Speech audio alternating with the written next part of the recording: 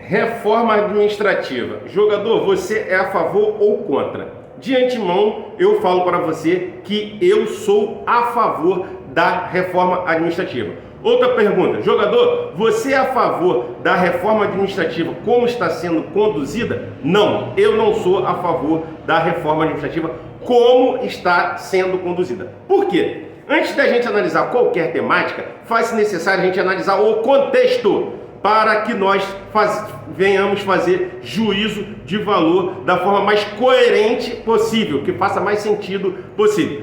Pois bem, primeiro você precisa entender que você pagou de tributo em 2021 cerca de 3,8 trilhões de reais.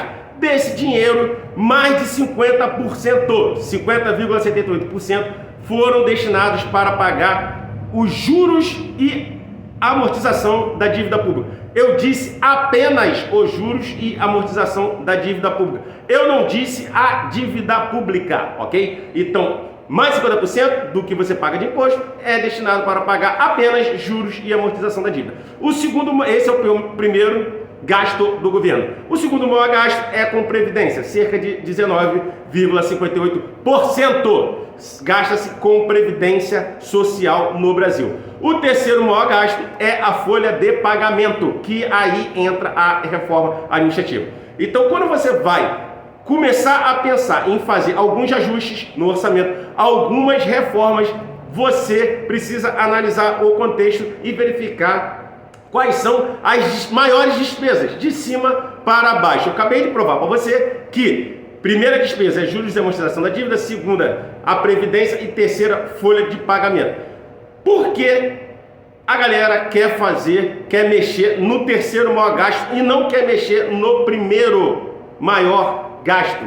Faz sentido para você mexer no terceiro maior gasto, mas não mexer no primeiro gasto? Lembrando que os servidores são eles que prestam serviço público para você, que está aí sentado aí, me ouvindo, ou em pé, me ouvindo. Já os juros e amortização da dívida, e aí? Tanto faz, tanto fez. Não estou falando que não deve pagar os juros e amortização da dívida. Pelo contrário, visando a segurança jurídica, se não você vira caloteiro, se você não pagar. Faz necessário sim, pagar os juros e amortização da dívida. Mas o porquê não fazer uma reforma também, né? Uma auditoria nisso daí, para verificar se realmente tem que pagar isso tudo, se não tem que pagar isso tudo. Então, em relação à reforma administrativa, eu sou a favor, no entanto, não desse jeito. Eu sou a favor, ou você começa de cima para baixo, ou você joga tudo junto.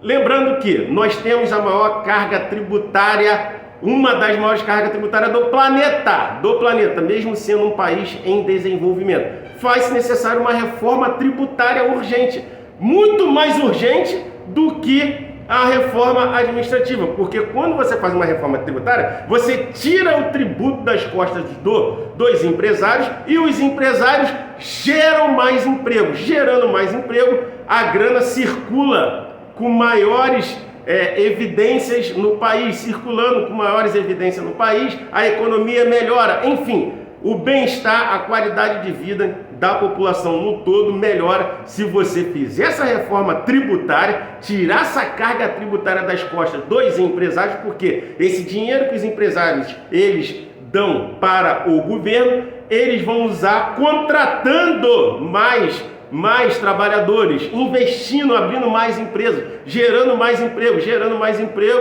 bem-estar social, ok? Então a reforma tributária era muito mais importante do que a reforma administrativa, ok? Sob a ótica de vários pontos. Existe também a reforma política que deveria ser feita nesse país. Alexandre, por quê? Agora nessas eleições de 2022, se você não sabe, 25% dos candidatos que ganharam a deputado estadual, dos 513 no total, somente esses 25 eles foram eleitos com seu voto. Ué, como assim, Alexandre? Não entendi. Existe uma parada chamada quociente eleitoral. Então, somente 25 desses 513 atingiram o quociente eleitoral. Isso significa que o restante, cerca de 97,15%, pegaram carona nos votos. Não tem aquele maluco que tem 1 milhão de votos, 1,5 milhão de votos? Então, o voto dele é distribuído para os colegas dele, do partido. Então, o voto dos partidos e o voto daquele camarada que teve lá 1 milhão de votos, ele é distribuído para essa galera que teve meia dúzia de votos, uma dúzia de votos. Em outras palavras, apenas 25 dos 513 deputados lá de Brasília irão te representar. O restante estarão lá não é porque atingir ali a regra do jogo que deveria ser a regra do jogo, né? Que a regra do jogo agora é assim, quociente eleitoral. O outro vai e dá voto para o outro. Mas a regra do jogo deveria ser o mínimo de voto. Fez o mínimo de voto? Vai. Se não fez, não vai. Não tinha que ter esse negócio de ficar pegando carona. Ou seja, tem que ter uma reforma desse jeito aqui, para que realmente aqueles deputados que estiverem lá em Brasília, que são os representantes do povo, realmente refletissem a realidade. Aqueles caras realmente, eles foram eleitos pelo povo, e não pegando carona no voto de Joãozinho e Mariazinha.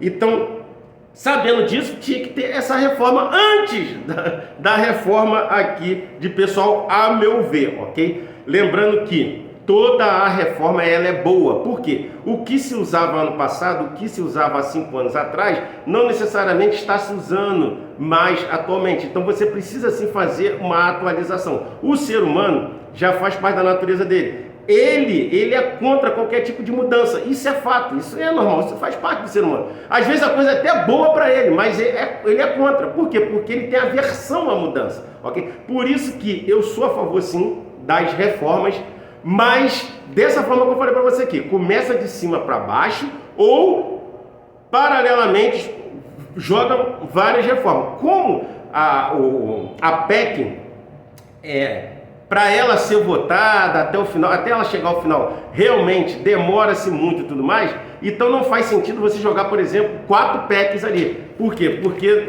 aí não vai andar nenhuma nem outra, por causa desse sistema que nós temos jurídico, né? Que é um sistema semi-rígido. Partindo desse princípio, que é difícil mesmo, né, a votação, tem que ter 2/3, né, 2 turnos, tal, depois joga para o Senado, então vamos de cima para baixo. Então vamos lá, o que está incomodando mais o orçamento aqui? A reforma, a questão tributária, porque se não tem emprego é porque o empresário está arrebentado, porque ele paga uma carga tributária absurda. Então vamos começar primeiro pela reforma tributária, depois a gente vê a reforma política. Se você quiser, faz lá uma reforma que verifique essa questão aqui dos juros e amortização da dívida, porque, né, não é normal uma pessoa, supondo que você tenha que fazer uns ajustes no seu orçamento. Você vai começar de baixo para cima ou de cima para baixo? Não faz sentido, nem é coerente você começar de baixo para cima. Você tem que começar de cima para baixo, as coisas que estão te incomodando mais. Supondo que você gaste mais de 50%, de juros e amortização de um empréstimo ou de vários empréstimos que você pegou. Você tem que dar atenção mais isso aqui, você tem que resolver esse problema aqui primeiro, para depois você resolver os outros detalhes, ok? É assim o orçamento do governo federal. Tinha que primeiro mexer em cima para depois mexer embaixo. Só para você ter uma noção, o que é gasto com saúde dessa bolada toda, 3,8 trilhões de reais, é 4,18%, que é gasto com saúde, olha só. Mais de 50% é apenas para pagar juros e amortização da dívida. Com saúde, 4,18%, só para tu ter uma noção. Com educação, 2,49%. Já pensou você pegar esse dinheiro aqui e aplicar em saúde e educação? Como é que não seria a saúde e educação? Pô, não estou falando que tem que dar calote na dívida, eu não estou falando que não tem que deixar de pagar a dívida, até porque você fere a segurança jurídica. Se você fala, não vou pagar, o país entra em colapso, ok? Você vai, pega as instituições financeiras aqui que emprestaram dinheiro aqui para o Brasil. Se você fala que não vai pagar, o país entra em colapso. Então eu não estou falando isso, que tem que deixar de pagar. Eu estou falando que faz-se necessário fazer uma reforma ou fazer uma auditoria nessa dívida, aí sim para verificar o porquê que mais de 50% do que a população, o povão, paga de imposto, vai para a mão aqui de meia dúzia, só para juros e amortização. Não é nem a dívida. Se fosse para pagar a dívida, até que daria uma melhoradinha, mas é só juros e amortização. Então, em relação à reforma administrativa, eu penso dessa forma, ok? Não é para deixar de pagar a dívida, não estou falando isso, mas tinha que fazer uma reforma aqui nisso aí, uma auditoria, tinha que também verificar a reforma tributária, tinha que fazer essa reforma política. Como não tem como jogar tudo lá no Congresso de uma vez só porque empata, por causa que o nosso sistema é semi-rígido, deveria então começar de cima para baixo. Primeiro joga ali, vê as outras coisas, para depois você chegar nessa questão da reforma administrativa, ok, pessoal? Bem, espero que eu tenha contribuído para o seu conhecimento. Talvez você não sabia desses números, a partir de agora você está sabendo desses números. Eu vou gravar outro vídeo aí de forma mais detalhada, ok? Do que eu acho que tem que mexer, né, na folha de pessoal. Qual essa PEC 32, que é a reforma administrativa lançada pelo atual governo, o que eu concordo e o que eu discordo, e o porquê que eu concordo e o porquê que eu discordo, baseado em números e dados, não é achismo nem ideologia política, números e dados. Então, vou gravar outro vídeo em relação a essa temática. Eu convido você a assistir também a outro vídeo. Então, se inscreve aqui no canal, aciona o sininho para que você fique por dentro dessa reforma administrativa. Se você ainda não adquiriu o meu vídeo, o meu livro que eu lancei, Concurso Público Vai Mudar Sua Vida, joga aí no Google depois se você quiser, Concurso Público Vai Mudar Sua Vida. Esse livro está ajudando muitos concurseiros, ok? E eu vou deixar o link dele aqui abaixo para você também dar uma olhada lá no site da editora e verificar se faz sentido ou não você adquirir esse livro. Esse livro vai te ajudar muito, até mesmo você dar de presente para uma pessoa que está estudando para concurso público, porque vai ser uma ferramenta, uma grande aliada para ela no mundo dos concursos públicos, ok?